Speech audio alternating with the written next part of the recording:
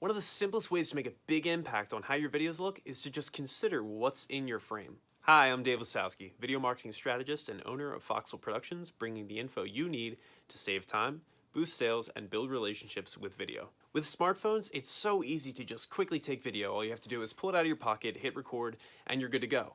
But before you hit record, take a look at what you can see on your phone screen. I'm not just talking about your face or the subject of whatever it is you're shooting, but take a look at what's around it, or behind you.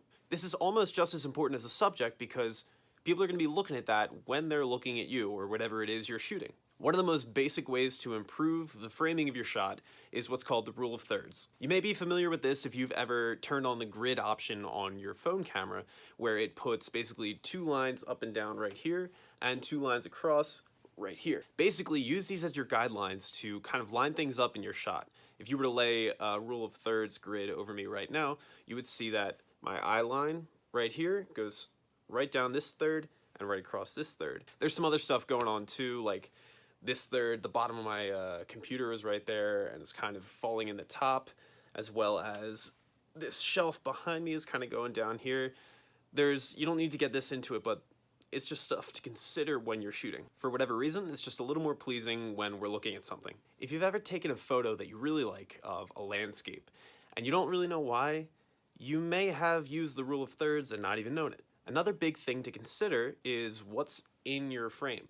If you're looking at this right now, my desk doesn't normally look like this. If you really think that I keep a cinema camera on my shelf, or I keep my photography camera right over here with a lens on it all the time, then you're totally wrong. I put these things here because they kind of just make the frame look a little bit better and they kind of show what it is that I do. So if you're a personal trainer, make sure that you have some sort of workout equipment kind of in the background of your shot. Or if you're a nutritionist, make sure that, maybe you're shooting in a kitchen and you've got some meal prep stuff in the background.